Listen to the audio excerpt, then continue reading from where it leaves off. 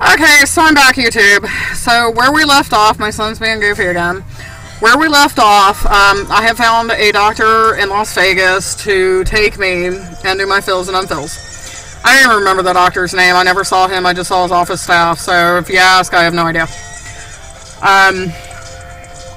He was a good doctor. I mean, the office staff were just amazing. They were nice to me. They were never mean.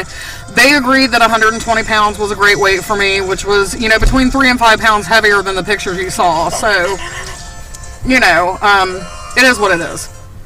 So, when I initially started having problems, I actually had to go to an ER and found an ER doctor whose wife had a lap band. I couldn't get anybody to pull fluid out of me. I mean, I was just losing weight left and right. I think I went down to 105 pounds. It might have even been 100 pounds. It was ridiculous. I could not get anybody to help me. And I just didn't have the means to get back to Houston. It was insane. So this doctor agreed to see me, and his, you know, God bless this woman's heart. I would go in and she pulled fluid out and rapidly went up like 30 or 40 pounds, which I was not comfortable with. I was not comfortable being 130 or 140 pounds. It just wasn't, it was too heavy for me. I didn't have any clothes that fit it. I needed to go back down to 120. So probably every 2 or 3 weeks, or at least once a month, I was in this office getting fluid pulled out or fluid added. And they were just having trouble finding a fill that suited me.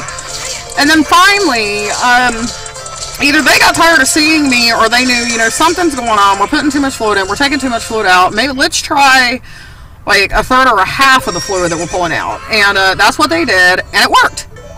This was like November or December of 2008. It worked. I was between 120 and 125 pounds. All my clothes fit great. I didn't look sick. I wasn't feeling sick. And then, you know, the unthinkable happened, and my band slipped.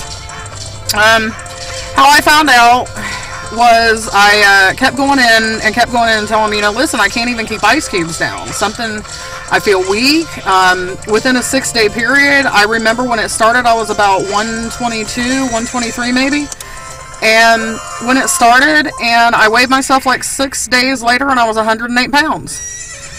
Of course, I mean, I wasn't going to the gym. If I did, I was going in to use the spa. You know, I wasn't going to exercise. I was going in to, you know, relax in the hot tub. And so the doctor told his office manager, RN, I'm not sure who she was, or what she was to the office, but she was the one I always saw. Told her just to go ahead and pull all my fluid out. And they did, and it did not help. And I called the office a couple days later, and I'm like, okay, what do I do now? And they told me some things I could try, and it just was not working. And then New Year's Eve night, I went out. I had talked to the doctor again, and he told me when the office shut down, he was going to have me come in, and he was going to, we thought that she had pulled all my fluid out. We weren't, you know, but for some reason we weren't sure. So he had me come in and attempted to pull more fluid out. Of course, there wasn't any in to pull out. And so he ordered an upper GI for me to see if definitely it had slipped, because that's what he was thinking had happened. And, you know, the thing that made me really mad was after I found out it had slipped, had I just waited until I got to Las Vegas and had the surgery done by him, he would have fixed it for free. But seeing that I had not had the band placed by him, he couldn't do anything without $10,000, and I didn't have that. If I had had that, I would have just gone back to Houston and had it fixed by my doctor here. But, excuse me, needless to say, yes, I did the upper GI, and yes, it had slipped, and his advice was, you have to go get this thing pulled out, or you have to get it fixed. You do not have a choice at this point. If you keep going the way you're going, you are going to die. You hear you're going to die by a doctor, and it scares you. So, having no way to get back to Houston, I'm sure that my surgeon here would have had no problem seeing me and fixing it, but I didn't have the money to get here, much less the money to pay for fixing it. And so, you know, of course, now True Results tells me if I had called them, you know, they could have sent me somewhere, but I didn't know that at the time. I didn't really think about calling them.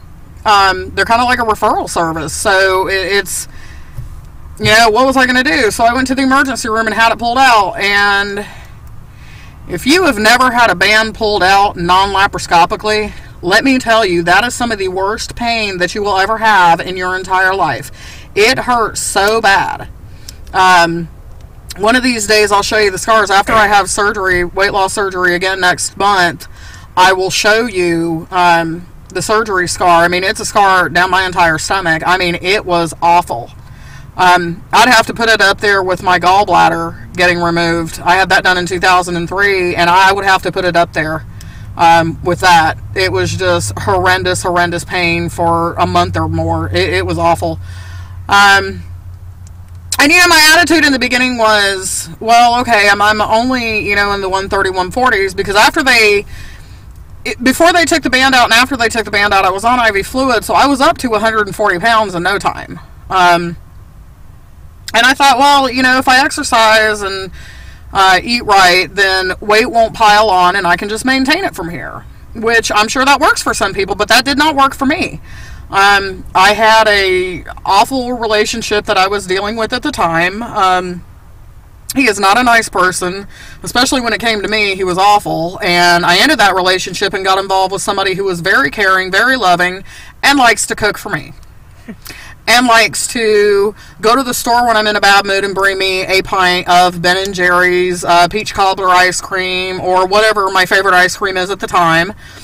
Sometimes it's the Dove vanilla with the chocolate soul ice cream, and if you have never had that, that is some of the best vanilla and chocolate ice cream you will ever have.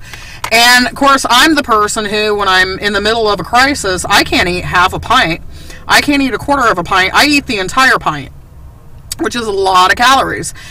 And, you know, I went to the gym. I would go to the gym and I would work out, but, you know, fun as it would seem, I dropped a 40-pound weight on my foot one time, so I couldn't go to the gym, and then more and more weight piled on because my loving boyfriend, who's my husband now, would bring me ice cream and cakes, and I mean, if you name it, if it was comfort food, he was bringing it to me, and of course, I was eating it. And other things would happen. There was a gunshot. Yes, I've been shot. There's just been all sorts of stuff that have just gotten in the way of me working out, and you get depressed and you get upset, and if you're a food addict like I am, it doesn't take anything depressing to make you overeat. All it takes is breathing. You know, yay, I'm breathing, eat a tub of ice cream. Hey, I got out of bed, let me get a whole cheesecake and eat it. I mean, that's just how it is. My son thinks that's funny. I mean, I guess you can see it as funny now, but at the time, Caleb, my son's over here cracking up laughing. He thinks it's funny.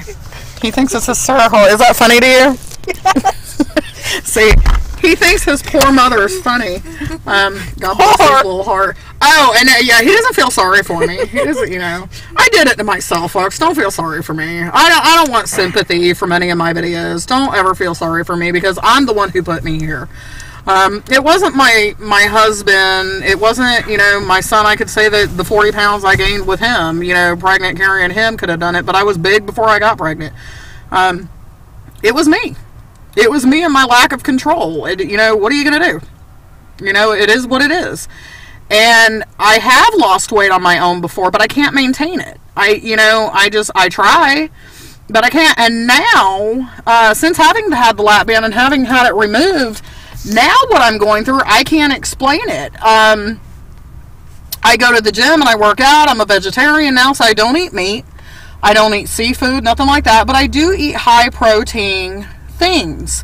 I still eat eggs. I still eat, you know, the foods that I buy that are vegetarian based, what look like meats, like sausage or the hamburgers. If you look at the protein count on those, a lot of those have a lot of protein in them. And there's protein shakes. There's all sorts of things I can do. I don't have to eat meat to get protein in. So I do eat a rather good diet as far as, you know, what I'm eating. And then working out, you know, I work out, I lose 20 or 30 pounds, and that's it. And then something will happen, and I'll get depressed, and I'll stop going to the gym. And if you've been like me on that yo-yo, one day will turn into 2, 2 will turn into 4, 4 will turn into 8, and the next thing you know, it's been 6 months. And you've just ruined all your progress.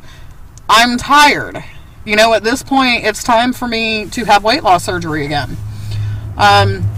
So I'm running out of time here. I'm going to get this one, and then I will be back with another video. So now we're at my decision to have weight loss surgery again. So I'll see you in a few. Bye.